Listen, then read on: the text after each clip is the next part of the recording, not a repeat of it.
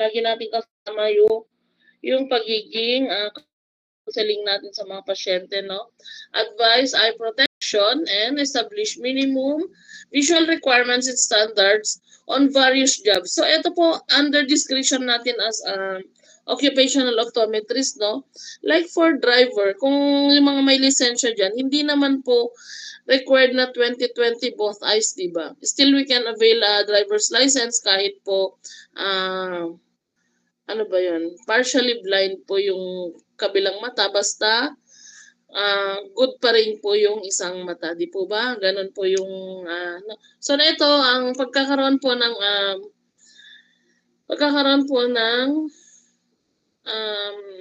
tawag na to ng minimum visual requirement po ay nakadepende po sa atin as optometrist, okay? So parang kung halimbawa man ang work nila is work like electronics po, yung mga fine wires, of course po alam natin na hindi lang po basta dapat 20/20 yung vision natin, both distance at saka N8 po yung near natin, dapat po minsan may magnifying pang kasama yan.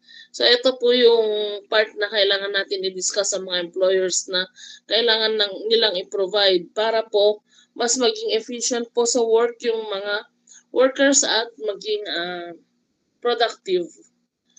Okay, so ito yung qualifying factors. Nabigay ko na ba ito dati? Yung pakisulat po. The qualifying visual factors po. First is visual acuity. Second is accommodation. Third is peripheral vision. Fourth is ocular motility. 5 is color discrimination. Ulitin natin ha. Visual VA, accommodation. So lahat ng accommodation test, hindi ko na isa-isahin yun. Dahil alam kong alam nyo na yun. Yung near point of accommodation, far point of accommodation, di po ba alam nyo na yun? Ano po? Tapos peripheral vision po, kung ito alam nyo na napaka-essential ng peripheral vision nila sa work nila dahil it might cause danger pag hindi po sila fit sa work na ito, wala silang peripheral vision, then you can request po for a tangent screen para makapag-screen po kayo ng peripheral vision ng mga employees, okay?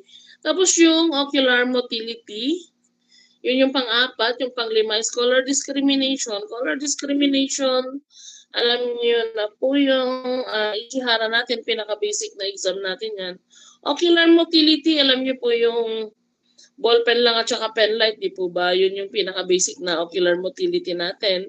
Then, pwede pa po kayong magbigay po ng iba pong examinations po for ocular motility. Like yung mga vergence test, convergence test, kung na-found out nyo po na may problema siya sa convergence po while you are performing the VT 21, Visual Steps 21, then you can go further po para sa mga vergence test natin. So, nasa inyo po ang limitation ng pagmamanage dun sa case ng mga workers. Okay? So, ito yung 5 na parang pinaka-basis muna natin po. You can add, you can design your own lab sheet po pag kayo ay occupational optometrist, kung ano yung mga hinahanap, ano yung demand po dun sa work na hinahandle ninyo. Okay? So, malinaw po tayo dun. Hindi ko na isa-isa na marunong na kayo mag-VA, accommodation, marunong na po. Peripheral vision, marunong na. Ocular motility, yung basic, alam nyo na po. Basic, or kung gusto nyo po ng mas marami, different tests po ng ocular motility, marami po tayo. Meron tayong with devices, meron tayong without devices po. Pero ang pinaka-basic, yung finger natin at pen light. Okay? Yun po yun. Tapos, of course, during the interview or the case history, natanong mo kung meron ba siyang experiences of doubling or diplopia, wala siya, kung may fusion pa siya, ganun po. So from there on, ka-classify mo na kung meron siyang ocular motility problem. Okay? And then regarding sa color discrimination, of course, andyan po tayo sa yung Ishihara or simply pagkikipagkwentuhan nyo lang po. Like kung halimbawa nandun po kayo sa, like hinire kayo ng Toyota as occupational optometrist nila, then time ng mga electricians po na i-check nyo, then sa pakikipag-usap po kung minsan magsasabi mo naman po yung pasyente directly sa inyo na, Dok, minsan po, lagi ako nagkakamali, hindi ko na ipagmamatch yung mga wirings. So, meron tayong problem sa color discrimination. Kailangan natin i-note po kaagad yun ha, and then go further examinations. Wag lang po mag-depende sa Ishihara. Kung kailangan pa po ng more test po, pwede tayong mag-refer po. Of course, nandyan po yung mga ating mga rehabilitation centers po. Okay? So, kailangan natin i-note yung mga important details ng mga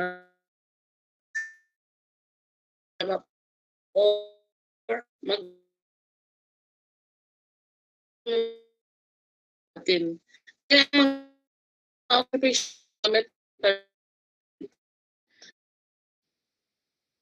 The office from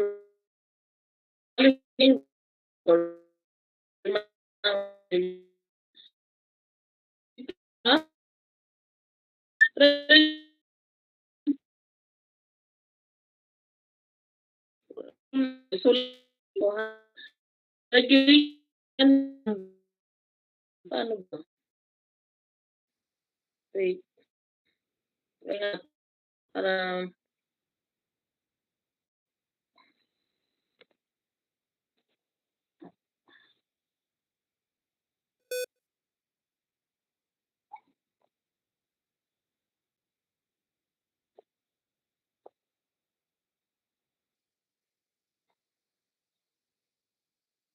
malinaw.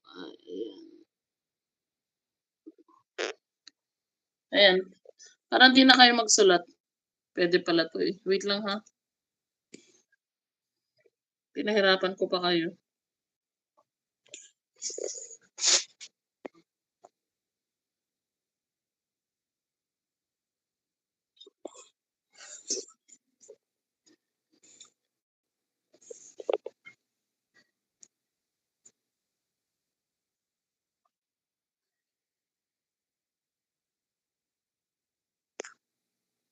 So, nasa group chat po.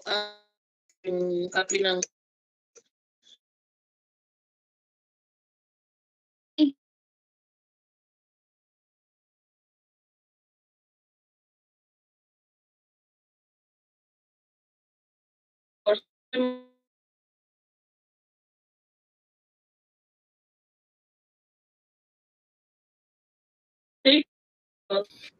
Doc, medyo napuputol ata yung signal ninyo.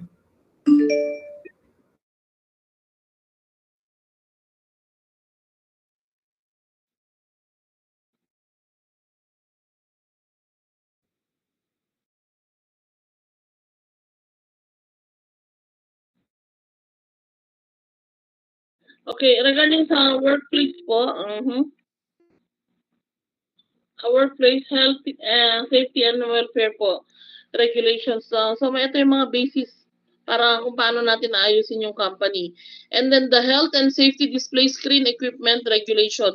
Ito po yung mga signs po na kailangan ilagay sa mga laboratory. Alam niyo po yung mga like danger, like parang explosive items, dapat naka-label po lahat yon, or yung mga nagtatrabaho po sa mga chemicals po na dangerous na pwedeng mag-splash sa kanilang eyes po, dapat nakalagay lahat po yan na may mga may mga hazard labels po sila. Okay? So, at saka yung health and safety display screen, ayun, on the equipment regulation. The last is the manual handling operation regulations. So, ito po tayong gagawa niyan, yung manual ng handling operation regulations. So, ito ay set of rules po na kailangan ipatupad po sa company, na kailangan sundin ng mga workers po. Okay? So, the next one, okay, ito yung ito yung ano yung, oh wait.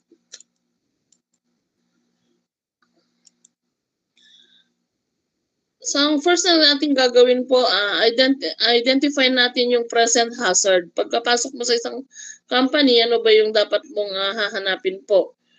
Kailangan mo ba i-check kagad yung mata ng mga pasyente or uunahin mo po yung environment na kanilang ginagalawan? Ano yung mga dapat natin hanapin doon as an occupational optometrist po? So, normally as a simple optometrist, mata kagad dapat ang i-handle natin, di ba? Pero pagka nag-involve po kayo sa company, tayo po kasi yung responsibility natin yung kanilang environment na ginagalawan. So, dapat pa rin po kailangan ma-check natin in each corner po ng kanilang excuse me, ng kanilang workplace po. Like yung mga lights, kung tama po ba, hindi ba yellowish yung ilaw, naka-white light po ba sila, naka-daylight po ba sila, or sobrang lakas na mainit yung ilaw nila. So, pwede natin palitan po ng hindi warm po na ilaw. Pwede natin i-suggest sa company. And then, yung mga chemicals po, paano po ba sila hinahandle? May nakasealed po ba or may isang, may mga employee sila na nag-handle po ng mas double safety precautions pa po aside from yung mga workers lang na nag-handle ng mga chemicals or may mga involved po ba na flying particles. Ito po yung mga nag-assemble po like mga welder. Hindi mo maiwasan yan. So paano po nagkakaroon ng precautions po yung company, yung mga nagtatabas po ng malalaking bakal? Ano po ba yung mga ginawa ng company binigay sa kanila? Binigyan ba sila ng goggles na approved po ng ating safety officer or bumili lang sila na basta ng acrylic na goggles sa palengke, which is hindi naman po siya healthy, pwedeng makrack, pwede still lagay ng debris or foreign body sa ating cornea po na pwedeng makaharm. So, yung mga radiation sources po, hahanapin din natin yan, kung exposed sa radiation yung ating mga workers. So, still, we need to take note of those. So, yung present na hazard, yung chemical contamination, at saka flying particles and radiation sources po. So, yun yung mga dapat natin i-take note pagka naglilibot tayo dun sa company. And then, need din natin i-assess yung degree ng risk. Baka naman parang papalitan ko lahat ito kasi hindi siya healthy. Hindi naman po ganun ka-risky pala yung ginagawa ng mga employees. So, it depends pa rin po lahat ng actions natin sa degree ng risk, kung gaano ka-risky yung mga na found out natin na problem sa mga company. Okay, na dapat natin ituwid as an occupational optometrist as a One Health team member po. Like probable size and velocity of flying object, kung hindi naman po siya sa eyes kasi natin, of course, yung maliliit na debris ang ninonote natin dyan. Kung malalaki naman na debris, so hindi naman siya siguro ganon ka risky dahil pwede naman siyang ilagan or bago man makarating sa iyo yung malaking debris na yan, natakpan mo na yung mata mo. Di po ba? So, meron, what's this? Responsibility din natin yung pagpili ng tamang PPE. From the range of CE, ito yung Community of Europe Mark Equipments. So, yung mga nakalagay na CE, which is stands for Community of Europe Mark Equipment, ito po yung mga allowed po na materials na ina-approve ng safety po. So tayo po dito sa Pilipinas, nakabase tayo sa Community of Europe, hindi tayo nakabase sa Australia and US na safety standard, okay? And then ensure wear more than one type of PPE is necessary. They should be compatible and still effective against the risk. Kung halimbawa man nag-substandard tayo ng PPE, at least papiliin natin na yung mura na sa lahat ng mura na available, yung pinaka-safe naman na pwedeng gamitin ng ating mga worker, okay?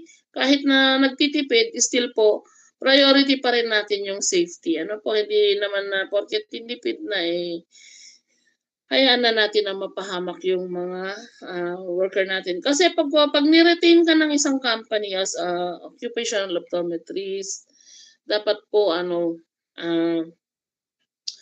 dapat mag-check up po ang kanila para po maging less po yung kanilang accidents po. Hindi yata nagsasend yung mga lecture na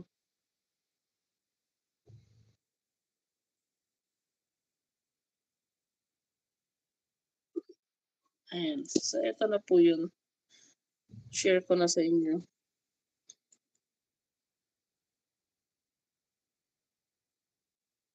Ito yung mga debris.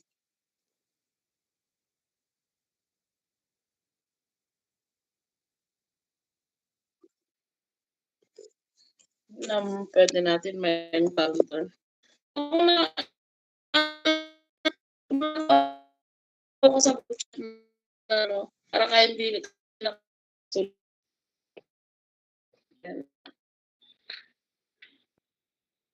ano po ba yung mga dapat natin hanapin na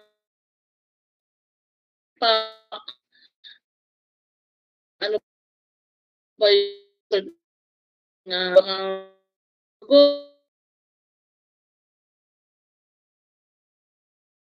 effect po yun sa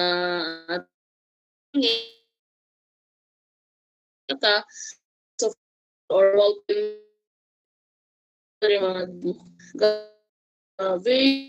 like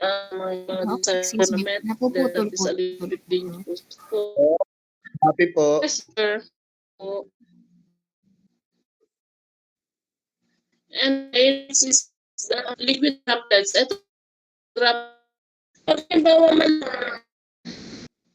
like yung coverage natin po ng girls, pagka nakakapan po ba ng like droplets o may mga namumunga na droplets, kaya in-examine yun kung hazardous ba siya or hindi, kung contaminated ba siya or hindi.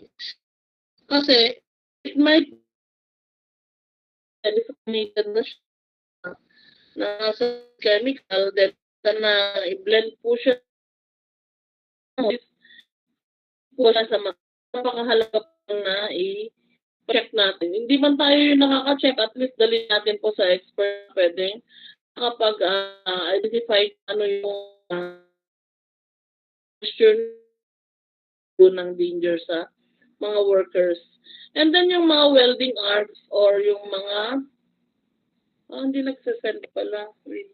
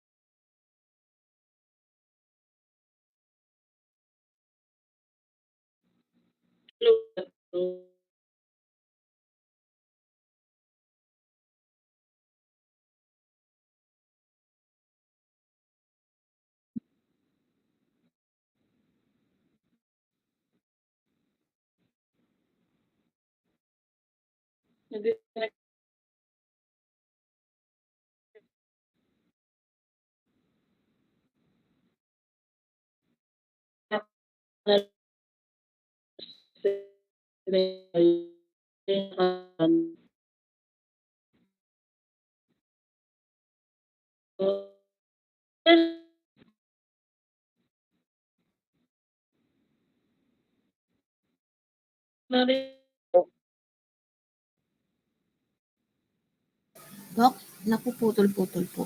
Okay na. Ayan po. Okay na po. Hindi pa po, Okay. Doc.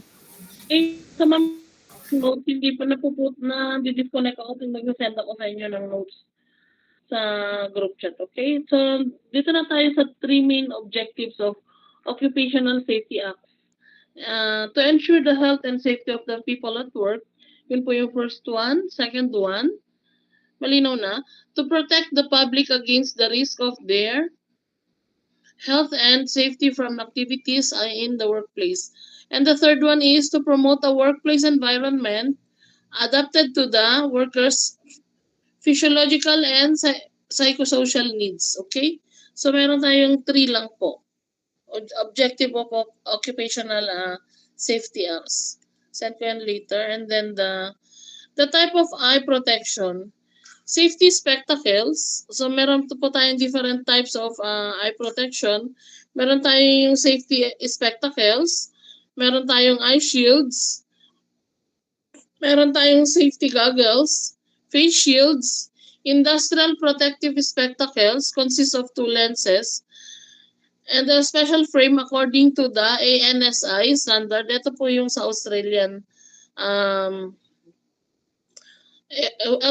Safety Institute na nag-approve po ng mga materials na pwedeng gamitin po. So, ito industrial protective spectacles consists of 2 lenses and a special frame according to ANSI standard Z871 1989 and for the face and protector. ANSI Z80 1987 ophthalmic lenses. So, ito po yung mga pwede natin na gamitin as eye protection po. Okay? Yung mga standard covering eye protection, may mga iba-iba po ito. Ito yung sa Australia and New Zealand in 1936, they recommend the practice of eye protection in industrial environment. Pero meron din mga eye protection for industrial application, filters for eye protectors for motorcyclists and racing cars. May mga iba-iba pong iba-ibang degree po na pwede nilang gamitin mga protection ng goggles po. So, hindi lang basta goggles po yung ginagamit nila po. May mga kanya-kanyang materials po. At saka yung safety glasses and fashion spectacles po kailangan still approved by the government po. Hindi po siya pwedeng basta-basta bumili lang ng sunglass at isusuot na at pagpapaaraw na po. Okay, and then the next one, lens shade and filter. Industrial protective lenses that are classified into three clear lenses, absorptive lenses and filter lenses.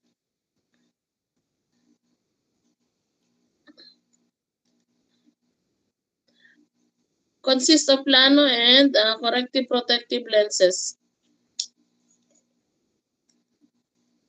Absorptive lenses are available to protect against the flying objects and glare of narrow band and injurious radiation. Serious shades from 1.73 to 1.7 into 3. Available without corrective prescription. Example of sun lenses are photochromic only for outdoor wear. Yung mga photochromics natin, actually hindi na lang siya photochromics right now. Meron na po tayong mga polarized with photochromics na lenses. And then special tint for indoor tasks such as welding and glass blowing. And then laser protective eyewear, ito naman po yung sa mga exposed sa laser or laser eye protectors, refers to the goggles, spectacles, or visors, filter placed on the frame for visible and near-infrared laser wavelengths, okay? Present unique hazard to the retina and cornea lenses, okay?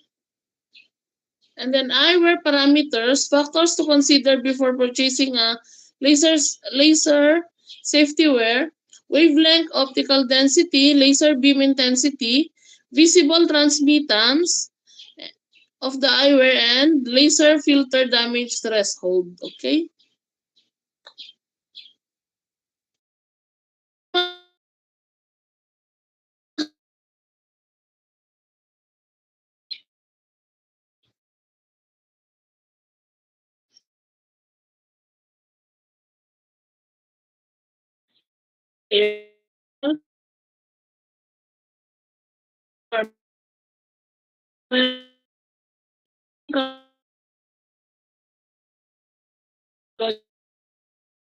So may hazardous ang mga hazardous types sa environment, okay? So umpisahan natin sa physical hazard includes the flying particles, vibration, noise that may produced by machines. So ito pagka still noise pollution po still noise pollution po ay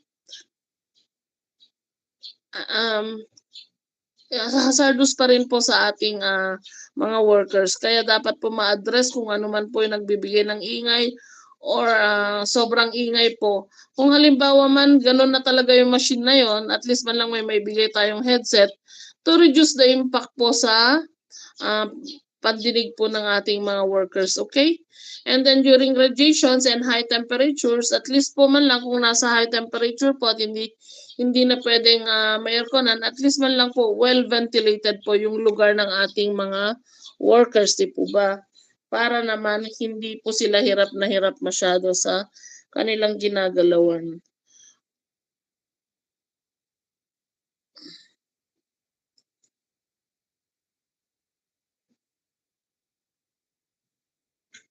And then regarding the chemical hazards, various chemicals and poisons dangerous if inhaled, allowed, and absorbed. Ito yung mga gases po. Dapat pagka nakita natin to, kailangan pag-meetingan natin with the One Health team, ayusin kaagad kung ano man tong mga problema sa chemical hazards na pwedeng maka-harm sa mga workers. And then ergonomic hazards. Ito na po yung para sa atin talaga to. Ergonomic hazards defines as the study of the engineering aspects of the relationship between human workers and working environment. Good posture. Good posture po, minsan sa sobrang kalumaan po ng upuan ng mga staff, minsan naka-bend na sila. Kaya kailangan po natin ma-check kung still ba healthy pa rin po ba yung kanilang mga upuan, na kanilang kung okay po ba yung posture nila sa loob ng 8 oras na pagtatrabaho nila or hirap na silang ipwesto yung kanilang mga likod. Okay? Poor lifting technique, ayun nga po, lifting technique, poor fitting of progressives, ayan po. And then neck ache, poor posture, ayan po, dapat natin lahat i-take note po yan, mga ergonomic hazards, okay?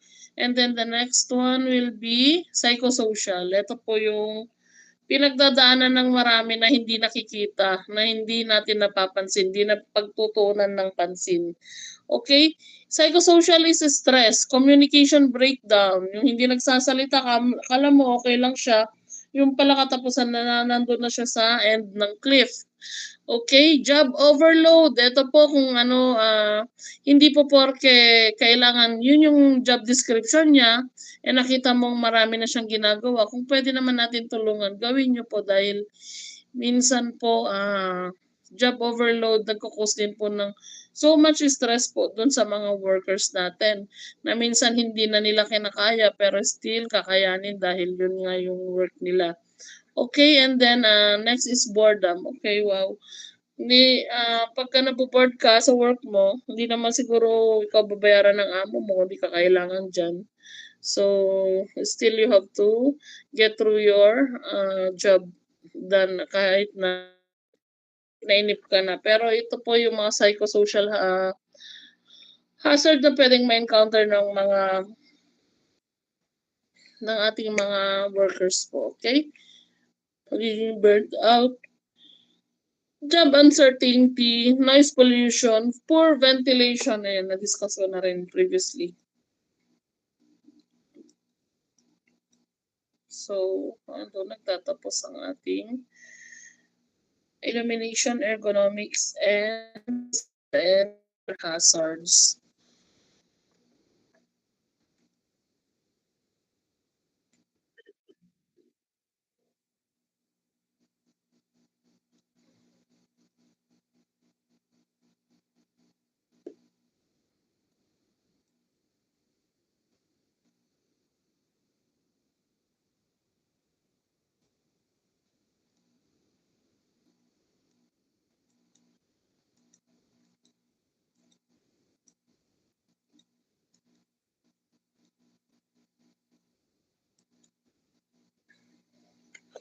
Okay, so natapos natin yung midterm coverage.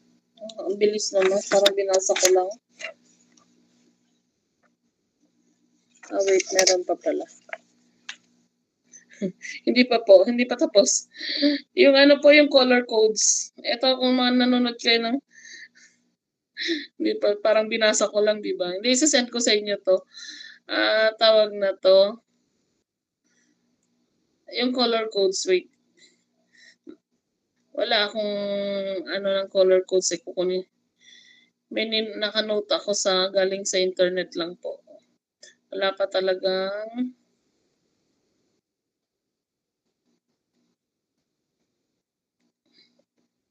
ayun, nakalimutan ko. Yung sa vision screening, no? Yung kailangan po napaka-importante pala nung monocular visual acuity po at saka binocular visual acuity. So kailangan maging specific pala tayo doon. Nakalimutan ko sabihin sa inyo kanina. Na kailangan maging specific po tayo doon, depende po sa work na ina-applyan po, lalo na po pagka gumagamit ng mga microscope. Although ngayon yung mga high-tech na microscope, dalawang mata na yung ginagamit. Pero still po kailangan natin i-take note po yung mga gumagamit ng isang mata lang. So, kung alin po yung, huwag niyong kalilimutan, kailangan mo i-test doon yung kanilang dominant eye. Okay, kailangan natin i-note yun pagka during the process of screening po. Color perception stereopsis, ayun, meron na. Nasabi ko na sa inyo yun. Stereopsis at saka visual screening, ayun. Yung ating color codes. Sa ultraviolet po. Ultraviolet, kung napapansin niyo po, meron tayo sa mga bagong UV protection lenses natin ngayon. Meron pong naka-full trap, yung naka-full black ang UV, hindi nagpe-penetrate. So meaning yung tatlong UV hindi na siya nakakatagos, yung UVA, UVB, UVC. Pero alam naman natin na hindi lahat ng UV po nakakamatay, hindi naman yung harmful po, okay? Meron still po UV na good UV. So bakit po yung mga nabibili natin ng mga branded lenses still pagka tinorch mo po ng UV blocking, may nagpa-penetrate pa rin po. So yun po dahil ang bad UV lang po yung in-eliminate nila. Yung good UV still inayaan nilang pong makapasok sa mata natin dahil hindi na po siya harmful. Kumbaga hindi na naaabot yung ating retina. Okay po? So yun po yung reason nun. Kaya ba't ko diniscuss sa inyo, ang UV ultraviolet po, yan po yung kailangan natin i-take note na pag na-expose yung ating mga workers ay kailangan po natin i-address agad. Like yung mga nasa big screens, double screen na pataas, upward, tsaka yung pa-wide po na mga screens nila, kailangan natin i-address po lahat ito. So, anong kailangan po pagka mga BPO workers na maraming screen or mga accountants, engineers na maraming screen na dinidil, kailangan po nila yung may good UV protection po. Good UV protection is still kailangan pa rin po yung nagpa-penetrate yung mga good UV po. Bad UV lang dapat yung naka-eliminate. Kasi po still may benefit po ang UV sa ating katawan. Okay po, yun lang yung explanation nun. Tapos,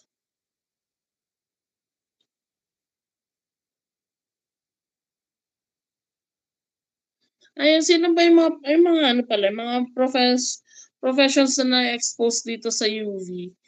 Of course, yung mga sa bankers, yung mga UV lamp nila na pinang-test ng pera, sa mga welders, yung mga dental technicians po, di ba UV din po yung pinangkakat nila nung kanilang mga dentures po. And then yung ano pa ba? Yung mga engineers na nasa ilalim ng araw po. Ayun po. So, kailangan ma-address po yung needs nila sa maprotektahan yung mata nila sa against UV po. Okay? So, vision screening. Wala na. Tapos na tayo. Wait po, bibigyan ko kayo ng tungkol sa color coding. Nasaan na ba yung notes ko? Ba't nawala? Lumipad.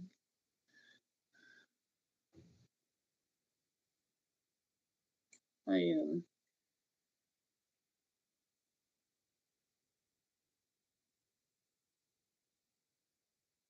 Wait lang po ha. Bagal ng internet sa bahay namin.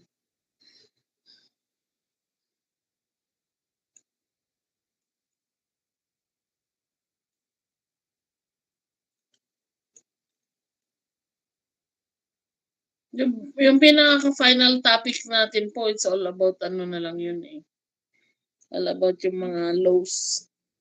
Tama ba ako?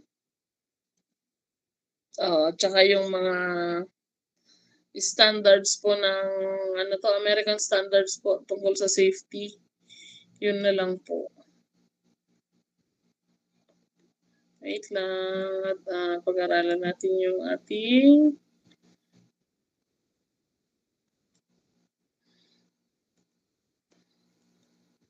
nagsara kasi ito kanina, naka-ready na to eh. Sorry.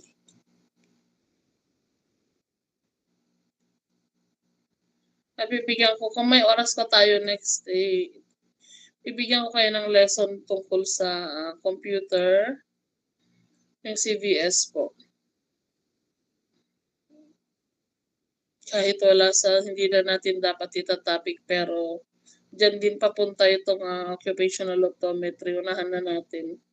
Dahil baka pag time ng board exam nyo, nandito na po yun. Yung computer vision syndrome, maiksi lang naman yun. Parang mga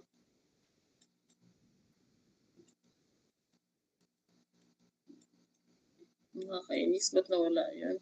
Okay, pero 3 main objectives. Ayan, vision consultant.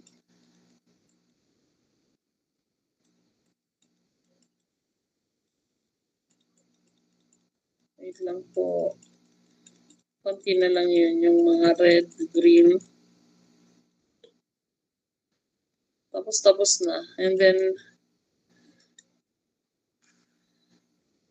mamaya i-send ko na nga lang po. Hindi ko mahanap.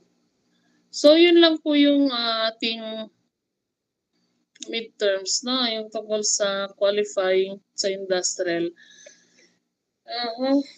So, itatype ko na lang po yung case. Gagawin ko. Bali bang mimik yun na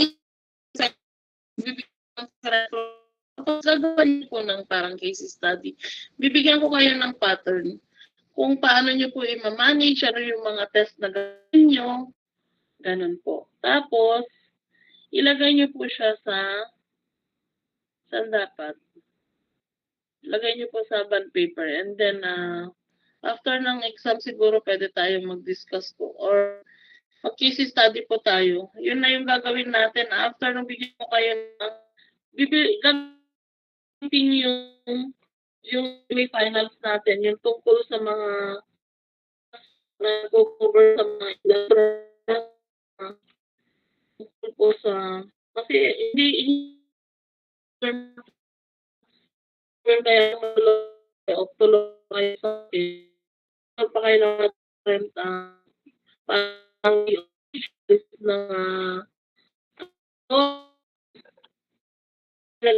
na po. Sa finals natin, magiging yun na po yung finals na package. Addition at saka yung ANSI, American National Standard, kalimutan ko yung sorry po.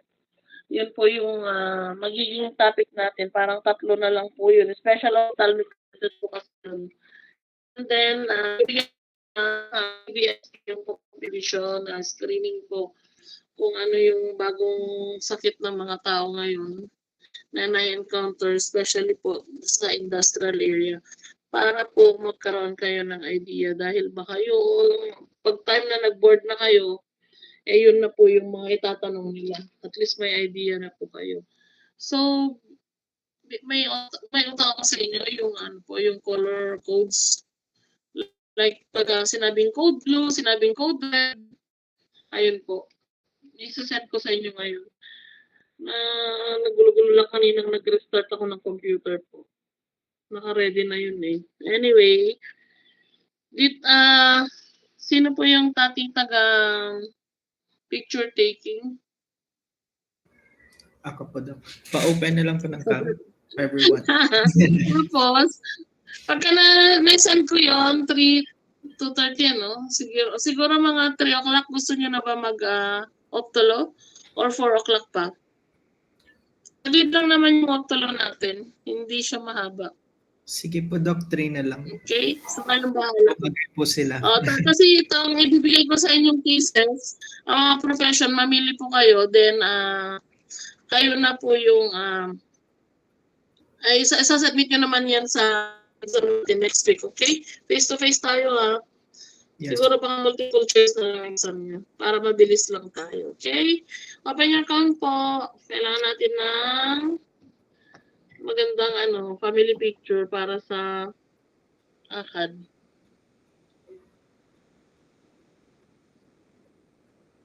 Uy, tulog na kayo. Wait Tulog lang. na. Okay na, sir. Sige po, Doc. Bahala sila. Basta ganyan nagtatapos ang ating klase. Tulog sila. Take ko na, Doc, no? 1, 2, 3, smile. Present po, lagyan na lang ng date po, ha? Tapos, Yes po, Doc. thank you, sir. Thank Okay you po. Send ko po yung profession sa pagpipilian niyo po. Thank you. Thank you, Doc. Thank you po, Doc.